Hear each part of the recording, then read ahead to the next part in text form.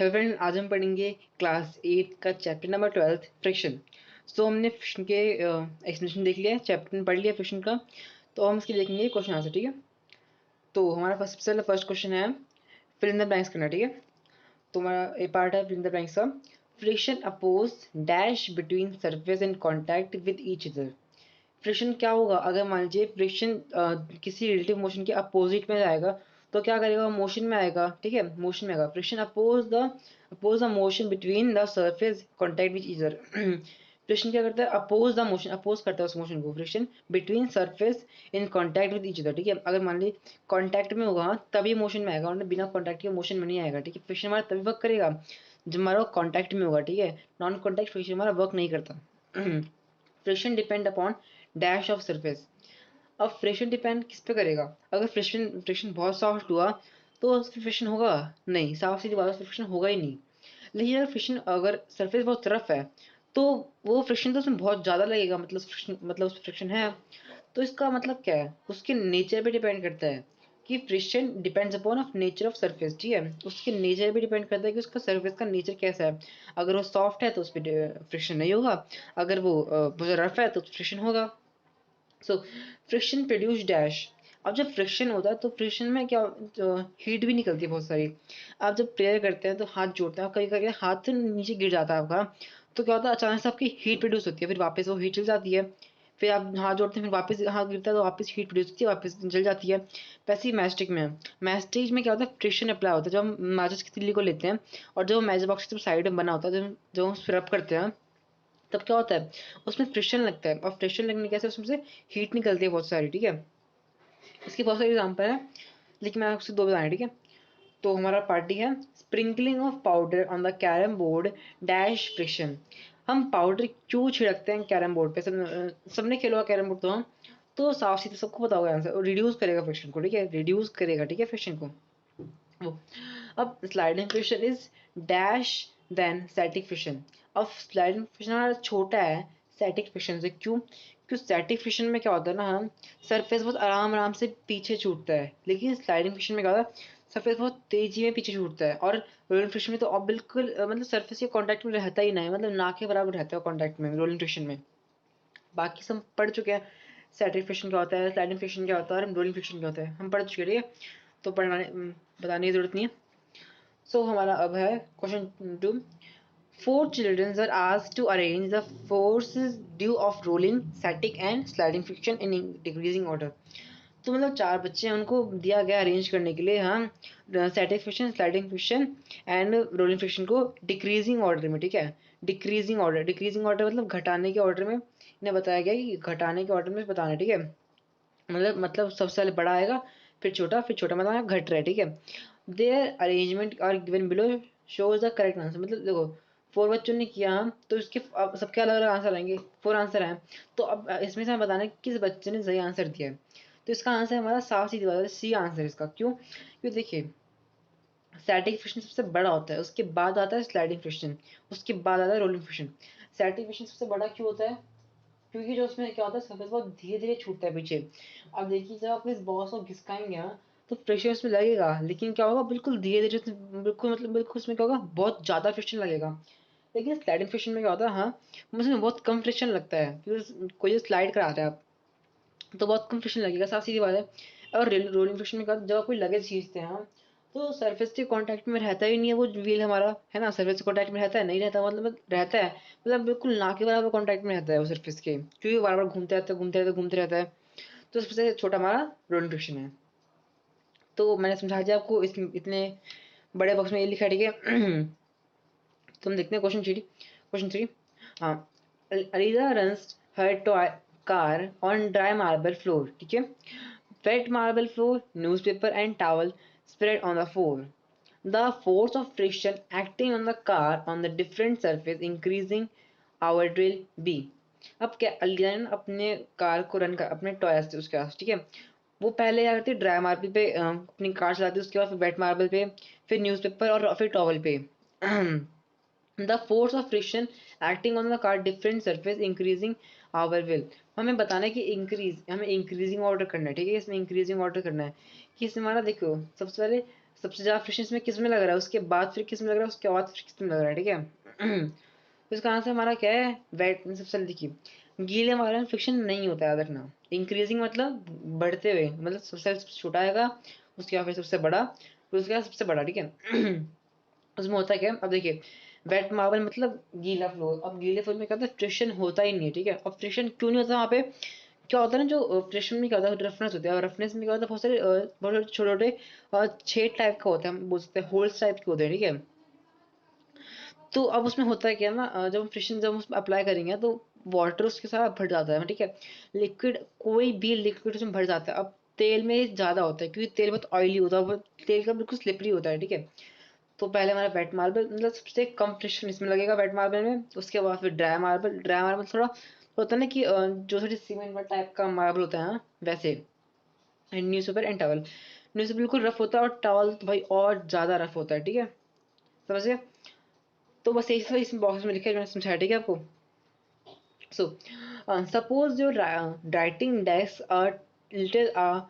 little title a little, देखिए वापस पढ़ता हूँ मैं।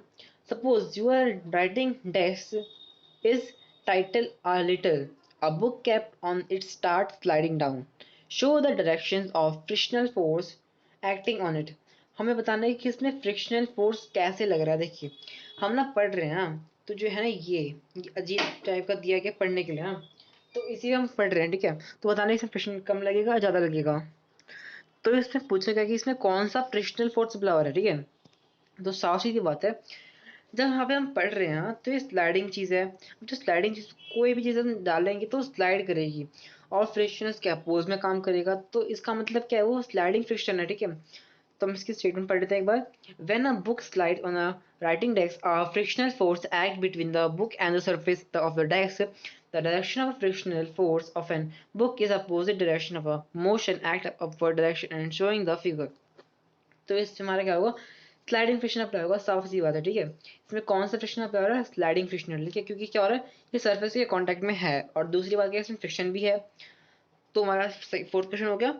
हमारा fifth question, and you slip a bucket of soapy water on a marble floor accidentally. Would it make it easier to or more difficult to you walk on the floor? Why? अब क्या, आपने एक सोपी water पे गिर गए हो, ठीक है। तो आपको बताना है कि हमारा इजीली है वॉक करना, फिर वो हमारे लिए डिफिकल्ट है वॉक करना, ठीक है। अब ऐसा क्यों, we are able to walk because the frictional between the feet and the ground in order to walk push. तो हमें बताना है कि मैं देखिए, the on walk on the floor, ठीक है। अब ना क्या होगा, अब पानी गिर गया, ठीक है, बहुत सारा बकेट से, ठीक है, पानी गिर गया। तो हमें बताना है कि हमें वो फिसलनदार है फिर नहीं फिसलनदार, ठीक है। देखते हैं इसका आंसर क्या होगा। तो देखिए, इस क्वेश्चन में पूछेगा कि हमें ड्राई मार्बल पे चलना आसान होगा, या फिर हमारे बिल्कुल जो स्लिपरी वाटर है उस पे, सोपी वाटर पे, ठीक है।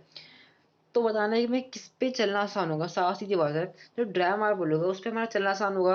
अगर हम बिल्कुल गीले मार्बल पे चलेंगे, मतलब जहाँ पानी गया सोप का, तो साफ सीधी बात है, हम फिसलेंगे फिसलेंगे। लेकिन ड्राई मार्बल पे क्या होगा, हम फिसलेंगे नहीं, ठीक है। क्योंकि इसमें फ्रिक्शन बहुत ज़्यादा होता है, ठीक है, रखना।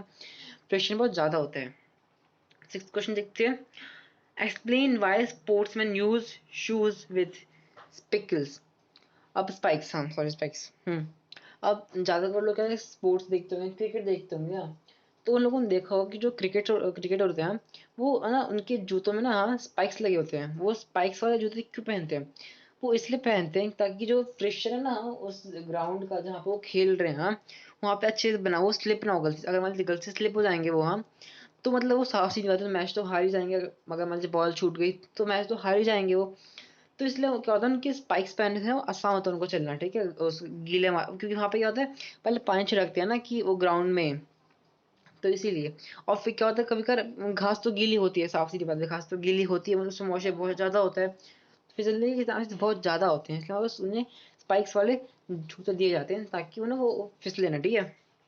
So Iqbal has to push a lighter box or Seema has to push a similar heavier box on a floor, same floor. Who have applied a larger force and why? अब देखिए, जो ये क्वेश्चन सबसे important question. अब important question क्यों, क्योंकि question paper में बहुत बार आ चुका है, ठीक है। तो इससे मेन क्वेश्चन है, याद रखना, ठीक है। तो इकबाल एक लड़का है और एक सीमा एक लड़की है। दोनों ने, हाँ, इकबाल ने एक लाइटर बॉक्स पुश किया है और एक सीमा ने सिमिलर बॉक्स, मतलब उतनी साइज का बॉक्स लेकिन थोड़ा हैवी बॉक्स है वो, उसने वो पुश किया है। तो बताना है कि हमें कि कौन लार्ज फोर्स अप्लाई कर रहा है और क्यों लगा रहा है लार्ज फोर्स वो। तो अब इसका साफ सीधी बात है, इसमें समझाने को कोई मतलब ही नहीं बनता, ठीक है। सीमा ज्यादा फोर्स अप्लाई करेगी, अब ऐसा क्यों करेगी वो, क्यों होगा क्या ना, हाँ जो फोर्स अप्लाई करेगी वो, हाँ तो ना ऊपर से मतलब क्या होगा। अब देखिए ज्यादा हैवी चीज जब हम चलाते हैं फ्रिक्शन रोड पे या फिर किसी मार्बल में, तो क्या होगा, फ्रिक्शन फ्रिक्शन उसके ज्यादा कांटेक्ट में आता है। लेकिन हैवियर बॉक्स वही वही हैवियर बॉक्स में क्या होता है, हाँ जो होता है ना लाइटर बॉक्स, हाँ वो उसके उतना कांटेक्ट में नहीं रहता मार्बल के। लेकिन हैवियर बॉक्स के बिल्कुल कांटेक्ट में रहता है उस मार्बल के, बिल्कुल टाइट, मतलब बिल्कुल पैक्ड, मतलब बिल्कुल इंटरलॉक हो जाता है उससे, ठीक है। इसलिए इंटरलॉक हो, अब देखिए ज्यादा इंटरलॉक होगा, हाँ तो साफ सीधी बात है कि हमें ज्यादा फोर्स लगाना पड़ेगा, ठीक है, ज्यादा फोर्स लगाना पड़ेगा हमें, ठीक है। So question 8, explain why sliding friction is less than static friction. तो हमें बताना है कि स्लाइडिंग फ्रिक्शन छोटा क्यों है स्टैटिक फ्रिक्शन से। तो अब स्लाइडिंग फ्रिक्शन छोटा क्यों है स्टैटिक फ्रिक्शन से, मैं आपको पहले के 2-3 क्वेश्चन में बता चुका हूँ, ठीक है। लेकिन फिर भी बता देता हूँ। अब इसके स्टेटमेंट के थ्रू बताऊंगा, ठीक है सर। मैं friction come into play when irregularities present in the surface of two objects in contact get interlocked with each other। अब क्या होता है स्टैटिक फ्रिक्शन में, सरफेस बहुत ज्यादा इंटरलॉक होता है उसमें, ठीक है। लेकिन वही in sliding the time given the interlocking is very small, time बिल्कुल बहुत स्मॉल होता है। अब देखिए टाइम ज़्यादा होगा तो ज़्यादा इंटरलॉक होगा वहाँ, तो इसीलिए क्या होगा उसमें ज़्यादा, उसमें वो मतलब फिश सेटिफिकेशन इसलिए बड़ा है क्योंकि उसमें वो बहुत देर तक इंटरलॉकिंग में रहता है सरफेस के। लेकिन स्लैडिंग फ्रिक्शन बहुत कम देर तक रहता है इंटरलॉकिंग में वो सरफेस के। So hence interlocking is strong, इसलिए हैंस जो इंटरलॉकिंग है हमारे स्लैडिंग फ्रिक्शन की बहुत ज़्यादा स्ट्रॉन्ग होती है। लेकिन वही जो स्लाइडिंग फ्रिक्शन की हमारी जो होते हैं हमारे इंटरलॉकिंग है वो बहुत कम होती है, ठीक है। तो हम देखते हैं हमारे क्वेश्चन, हमारे क्वेश्चन खत्म हो गए, ठीक है। बस ये 9th एंड 10th क्वेश्चन रह गए, ठीक है। So give example to show the friction in both friend and foe. हमें बताना है दो एग्जांपल कि फ्रिक्शन, याद रखना हमारा फ्रंट भी है फो भी है, हमने चैप्टर में पढ़ा था। हाँ एक बात मेन बात थी कि जो कैरम बोर्ड पे ना रिड्यूस होता है फ्रिक्शन, ठीक है। मैंने वीडियो में गलती से इंक्रीज बता दिया, ठीक है, लेकिन उसका आंसर रिड्यूस है, ठीक है। हमारा फ्रिक्शन कैरम बोर्ड में जो हम पाउडर स्प्रिंकल करते हैं तो रिड्यूस करते हैं, ठीक है, फ्रिक्शन को। सो क्वेश्चन पे आते हैं। Give example to show the friction both friend and foe. Friction हमारा दुश्मन भी और दोस्त भी है, ठीक है, ये मेन टॉपिक है, याद रखना। एडवांटेज ऑफ फ्रिक्शन मतलब बोथ एंड में हम फ्रेंड की बात कर रहे हैं, ठीक है अभी। एडवांटेज ऑफ फ्रिक्शन बात कर रहे हैं, ठीक है अभी। हमारे पास बस एक 2 क्वेश्चन रह गया, हमारा 9th क्वेश्चन रह गया, 10th क्वेश्चन रह गया है। तो हम देखते हैं फ्रेंड एंड फू। हाँ एंड फर्स्ट हमारा एडवांटेज क्या है फ्रिक्शन का, we are able to walk because of friction. हम फ्रिक्शन की वजह से चल पाते हैं, याद रखना। अब क्या होता है जो बाथरूम में होता है, फिर बाथरूम में होता है क्या होता है मेनली ज़्यादा कोल्ड स्लिप हो जाते हैं, क्यों वहाँ पे क्या होता है उसमें फ्रिक्शन होता ही नहीं है, मतलब अगर वहाँ फ्रिक्शन होता ही नहीं है तो हम वॉक नहीं कर पाते, वॉक नहीं कर पाएंगे स्लिप कर जाएंगे हम, साफ सीधी बात है। इसलिए फ्रिक्शन बहुत ज़रूरी है वॉक करने के, ठीक है। अब friction between the tip of a pen and the paper allows to write. देखिए आप ज़्यादातर देखा आपने, हाँ जो स्मूथ पन्ने क्लासमेट के पन्ने ले लीजिए, वो कितने स्मूथ होते हैं, हाँ उस पर बिल्कुल फटाफट लिखते हैं हम क्योंकि उसमें फ्रिक्शन होता ही नहीं है। लेकिन जिस पे जो पन्ने बिल्कुल रफ होते हैं उस पर बिल्कुल आराम आराम से लिखना पड़ता है और बिल्कुल घिस घिस करता है वो पन्ना। तो उसमें क्या होता है फ्रिक्शन बहुत ज़्यादा होता है उस पन्नों में। और याद रखना फ्रिक्शन ज़्यादा होगा तभी वो देर तक वो टिक पाएगा वो इंक, ठीक है, कोई भी चीज़ है ज़्यादा तो वो टिक पाएगा, ठीक है। अब डिसएडवांटेज ऑफ फ्रिक्शन, फ्रिक्शन के डिसएडवांटेज क्या है। अब tyres of shoes wear out because friction. अब क्या होता है कभी कभार हम, अब सोचो आपने जो टायर्स होते हैं टीवी पे सारे ऐड आते हैं, बहुत सारे ऐड आते हैं, ठीक है, टायर्स के। अब जो टायर्स ऐड आते हैं देखा आपने उसके टायर्स के ऊपर कुछ डॉट डॉट डॉट टाइप का बनाता है, क्यों बनाता है, ताकि फ्रिक्शन अच्छे से वो गाड़ी चले और कोई इंसान गिरे ना, ठीक है। क्योंकि जहाँ फ्रिक्शन रहेगा रोड में जो टायर की उसमें, तो ब्रेक जल्दी लगेंगे हम। लेकिन ब्रेक लगाने के चक्कर चक्कर से में फ्रिक्शन के ऐसे क्या होता है वो टायर घिस जाते हैं, ठीक है, वो टायर घिस जाते हैं और टायर बिल्कुल प्लेन बन जाते हैं, मतलब प्लेन मतलब उनका सर्फेस बिल्कुल प्लेन बन जाता है, ठीक है, एयरप्लेन नहीं। तो प्लेन बनने की उनका सर्फेस बिल्कुल प्लेन होने की वजह से वो उनका एक्सीडेंट हो जाता है। इसलिए क्या बोलते हैं कि टायर चेंज करते रहना चाहिए हमेशा, क्योंकि उसमें का फ्रिक्शन खत्म हो जाता है, ठीक है, हर साल साल। So friction between the different parts of mechanics reduce heat. अब क्या होता है ना कभी कभार फैक्ट्रीज में आग क्यों लगती है, कि अब देखिए क्या होता है दो तार आपने आपस में टकराते हैं, अगर दो तार में फ्रिक्शन ही नहीं रहेगा तो टकरा मतलब वो दोनों दोनों में दोनों चिंगारी नहीं फेंकेगी, अगर चिंगारी नहीं फेंकेगी तो आग नहीं लगेगी। तो इसलिए क्या होता है, तारों में फ्रिक्शन होता है बहुत ज़्यादा, क्योंकि तार बहुत रफ होते हैं, वो बहुत मतलब मुड़े मुड़े होते हैं इसलिए। अब क्या होता है कभी कभार फैक्ट्रीज में आग लग जाती है, क्योंकि because of machine produce heat. और जब मशीन काम करेगा तो उसमें फ्रिक्शन तो लगेगा, साफ सीधी बात है, और जब फ्रिक्शन लगेगा तो हीट प्रोड्यूस होगी, साफ सीधी बात है। तो उससे हमारा फायर निकल सकता है। तो हमारा 9th क्वेश्चन खत्म हुआ। अब हम देखते हैं 10th क्वेश्चन, ठीक है। Explain why object moving fluid must be special shapes. हाँ, बताना है कि जो फ्लूइड है, फ्लूइड हमारा क्या है, मैंने आपको चैप्टर में समझाया था कि फ्लूइड क्या है। फ्लूइड हमारा गैसेज एंड लिक्विड बोथ है, याद रखना। Gases and liquid both are, ठीक है, फ्लूइड्स। तो हमारा जो बताना है कि जो explain why moving object fluids हमारे स्पेशल शेप क्यों होती है, और वो क्या स्पेशल शेप होती है। मैं इसको पढ़ के बताता हूँ आपको। When a body moves through a fluid, it expands on opposing force, which tires to oppose its motion through the fluid.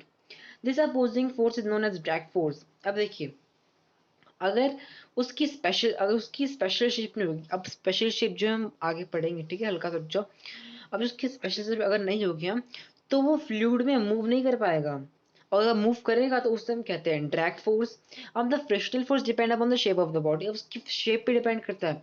अगर उसकी बॉडी स्पेशल शेप नहीं होगी ना, स्पेशल शेप मतलब मैं बताऊंगा आपको, रुक जाओगे। स्पेशल शेप अगर उसकी बॉडी बिल्कुल चपटी होगी आगे से, मतलब उसकी बॉडी बिल्कुल स्क्वायर शेप में होगी आगे से, तो उसमें ड्रैग फोर्स गलती से भी अप्लाई नहीं होगा, ठीक है। वो मतलब वो अगर मान लीजिए एरोप्लेन का अगर फेस फ्रंट से बिल्कुल चपटा हुआ, बिल्कुल स्क्वायर शेप में हुआ, तो एरोप्लेन कभी उड़ नहीं पाएगा, याद रखना, सबसे मेन टॉपिक, कभी उड़ ही नहीं पाएगा।